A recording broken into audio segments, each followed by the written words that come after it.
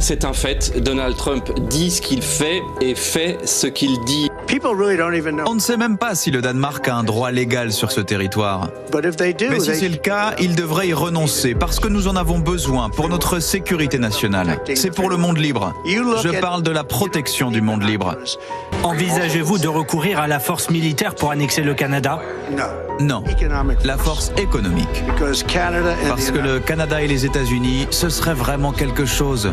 On se débarrasserait de cette ligne tracée artificiellement. Donald Trump l'avait promis, c'est désormais confirmé. Les nouvelles taxes douanières sur les importations en provenance du Mexique et du Canada entrent en vigueur ce mardi. This is a very dumb thing to do. Et au même moment, la Chine s'est-elle vue imposer 20% de droits de douane sur ses produits dans un nouveau décret signé lundi par Donald Trump. C'est une scène à peine croyable qui vient de se dérouler à Washington. Un échange, vous allez le voir, extrêmement tendu entre Volodymyr Zelensky et Donald Trump. On a changé le monde, on a changé le monde. Allons-nous vers un nouveau capitalisme ? L'essentiel est de réfléchir à la notion de capitalisme. Pour nous, le capitalisme, il est industriel, il est financier, il cherche le profit, et Karl Marx l'a expliqué, le profit se fait en liant le travail et le capital, ceux qui ont le capital exploitant le travail des autres. Poussée par le besoin de débouchés toujours plus larges pour ses produits, la bourgeoisie envahit toute la surface du globe. Partout, elle doit s'incruster. Partout, il lui faut bâtir.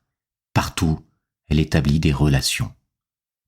Karl Marx et Friedrich Engels, Manifeste communiste, 1848. Pour d'autres penseurs du XIXe siècle, comme Alexis de Tocqueville, le capitalisme et le libéralisme sont deux notions très proches, et c'est vrai que nous avons tendance à les mélanger. Nous les avons mélangés pendant plus d'un siècle. Le capitalisme, c'est la libre entreprise, et le libéralisme, au sens politique, c'est la liberté politique, la démocratie, le droit de vote, la liberté d'expression et d'opinion. Et pour un penseur comme Alexis de Tocqueville, le libéralisme économique, donc le capitalisme, va de pair avec le libéralisme politique, donc la démocratie. Je ne sais pas si l'on peut citer un seul peuple manufacturier et commerçant, depuis les Tyriens jusqu'aux Florentins et aux Anglais, qui n'a été un peuple libre. Il y a donc un lien étroit et un rapport nécessaire entre ces deux choses, liberté et industrie. Cela est généralement vrai de toutes les nations, mais spécialement des nations démocratiques. Alexis de Tocqueville, De la démocratie en Amérique.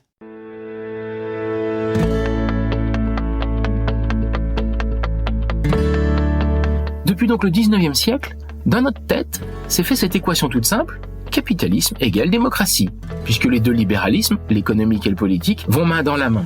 La preuve, au XXe siècle, le capitalisme s'est opposé au nazisme, au fascisme, il s'est opposé au communisme, et il a gagné. Et avec cette victoire du capitalisme, il y a eu aussi une victoire de la démocratie. La démocratie est aujourd'hui légèrement majoritaire sur Terre, il y a plus d'une centaine de nations démocratiques, c'est-à-dire une majorité.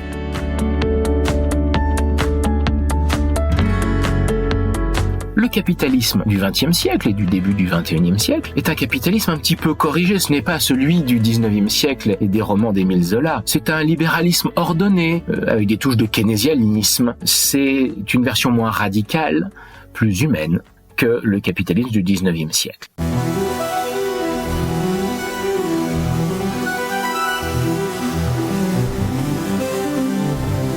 Arrivé dans les années 80, on voit apparaître un nouveau mot. Néolibéralisme. Le néolibéralisme, il est prôné par des prix Nobel d'économie, Friedrich von Hayek, Milton Friedman, et il est appliqué aux États-Unis par Ronald Reagan, en Grande-Bretagne par Margaret Thatcher au début des années 80. Je ne vous promets pas que la route sera facile, mais elle conduit notre pays à une grandeur retrouvée.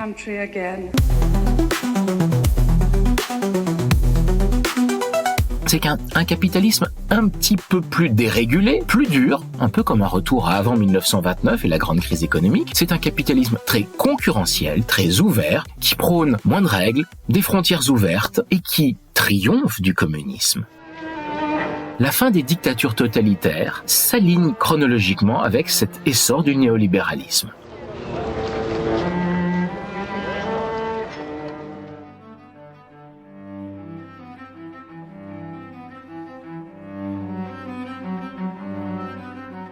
ça donne des espoirs. Des espoirs que le libéralisme apporte à la démocratie et que on soit face à une croissance économique infinie liée à une émancipation infinie de l'homme. Et quand on regarde ce qui se passe dans les nouveaux pays industrialisés asiatiques, dans certains BRICS, eh bien on a effectivement les marques à la fois d'une troisième grande vague de démocratisation et en même temps l'essor d'une économie moderne, performante, concurrentielle, libérale.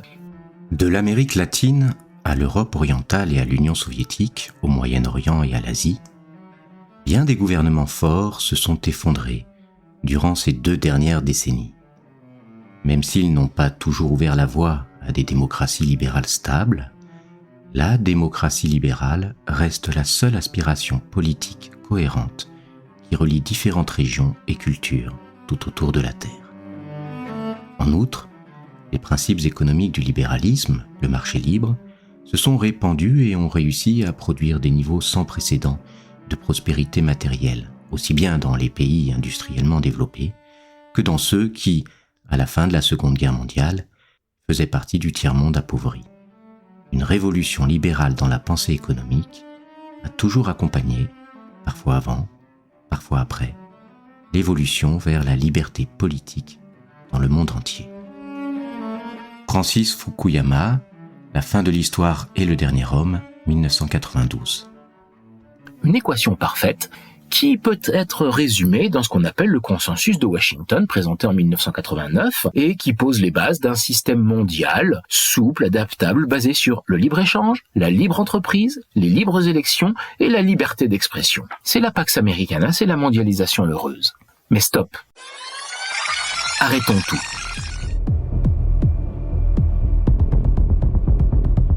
La question que je posais en introduction, c'est « Allons-nous vers un nouveau capitalisme ?» La réponse est oui. La Chine est une dictature idéologiquement communiste, mais qui a économiquement très très bien réussi en appliquant les idées du capitalisme. La Chine a refusé le consensus de Washington.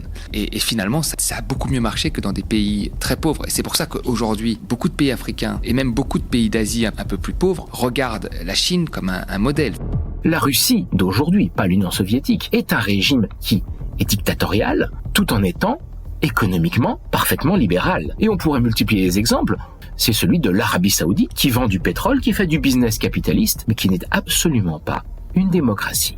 Le libéralisme utopique qui pensait que l'équation se réaliserait meurt discrètement. Aujourd'hui, il y a certes un peu plus de démocratie que de dictature, mais les dictatures numériquement minoritaires regroupent quand même une très grande majorité de la population terrestre, si on pense au poids démographique de la Chine, par exemple. Et tous ces pays qui s'épanouissent dans le capitalisme n'ont pour l'instant, a priori, pas du tout envie de devenir des démocraties. Dans le même temps, d'un point de vue cette fois-ci environnemental, on prend conscience progressivement de la finitude du monde. L'idée d'une planète infinie, de ressources infinies, menant vers une croissance infinie et une émancipation constante de l'homme, c'est fini. En gros, il n'y en aura pas pour tout le monde. Il n'y a pas assez de matières premières, pas assez de terres fertiles, pas assez d'énergie, pas assez d'eau, pas assez d'air respirable. Nous entrons dans l'âge du capitalisme de la finitude. Arnaud Orin, dans Le Monde confisqué, un excellent livre qui vient de sortir chez Flammarion, explique ce concept de capitalisme de la finitude, de capitalisme qui s'exerce dans un univers où les ressources vont finir par manquer. Un capitalisme qui finalement est le régime économique moyen de la plupart des acteurs, qu'ils soient démocrates ou qu'ils ne le soient pas. Poutine, Trump, Musk sont des purs capitalistes, mais pas forcément des grands humanistes. Tous ces régimes, actuellement, sont prédateurs et cherchent à s'accaparer un maximum de ressources tout en bloquant leurs concurrents. Or, je le rappelle, avant, le néolibéralisme, que l'on va finir par regretter, c'était la libre concurrence, le libre-échange, la libre entreprise. C'était les piliers du consensus de Washington. Aujourd'hui, il y a historiquement une sorte de retour en arrière. Qu'est-ce qu'on voit apparaître ? En fait, des choses qui ne sont pas des multinationales. Ce sont ce qu'on appelle des compagnies-États. Et ça, c'est un concept qu'on utilise en histoire économique. Ce sont des compagnies qui sont à la fois marchandes et souveraines, qui ont des prérogatives souveraines, des prérogatives régaliennes. Et ça, on les connaît très bien au XVIIe, XVIIIe siècle, ce sont les compagnies des Indes. Elles vendent des choses, elles achètent des épices, elles transportent du textile, et en même temps, elles ont leurs propres juges, elles ont leurs propres droits, elles ont leurs propres milices, elles esclavagisent un certain nombre de personnes. On va retrouver ce type de compagnie à la fin du XIXe siècle, les grandes compagnies de colonisation, la Compagnie royale du Niger, les compagnies de Cécile Rhodes en Afrique du Sud, qui vont être à la fois des compagnies marchandes et des compagnies étatiques. Et aujourd'hui, on retrouve effectivement le même type de gens. On assiste aujourd'hui à une vaste entreprise de confiscation des richesses et de verrouillage du globe. L'espace est privatisé. L'espace maritime. Les Russes ont pris la Crimée et Sébastopol, ce n'est pas innocent. Donald Trump réclame Panama, ce n'est pas innocent. Les Chinois essayent de mettre la main sur toute la mer de Chine méridionale, ce n'est pas innocent. L'espace stellaire également. Elon Musk essaye d'évincer les autres de l'espace pour se l'accaparer à lui seul, premier arrivé, premier servi. Les mécaniques du marché, la loi de l'offre et de la demande, la concurrence, sont biaisées par des monopoles. Meta, Microsoft, Amazon construisent des monopoles. Les terres, les ressources sont accaparées. Aujourd'hui, c'est les richesses du sous-sol de République démocratique du Congo ou d'Ukraine. Et demain, l'Arctique, l'Antarctique, et puis après la Lune, Mars et que sais-je. La politique, au sens démocratique, s'efface devant l'économie. Le pouvoir revient à des milliardaires, des oligarques, de très grandes entreprises, type Gamam, des compagnies-États, et peu à peu se créent des néo-empires qui cherchent l'autarcie, qui rejettent ou font lentement mourir à petit feu la démocratie parlementaire. Chacun cherche l'hégémonie navale, territoriale, voire spatiale. La situation n'est ni la guerre, ni la paix. C'est un monde en silo, chacun cherchant à être étanche, coupé des autres par détestation des autres, chacun cherchant à avoir le silo le plus large de façon à avoir la plus grande emprise territoriale. Les frontières se ferment, les taxes douanières se multiplient. Ce n'est plus le capitalisme néolibéral ouvert, c'est un capitalisme de prédation.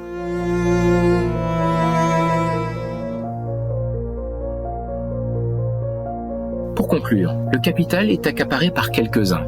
Et le travail, pour parler comme Marx, le travail il risque d'être remplacé par les intelligences artificielles. Quelle sera donc la place des 8 milliards d'hommes dans ce nouveau système ? Et là, ce n'est plus de la géopolitique, mais plutôt de la science-fiction d'anticipation.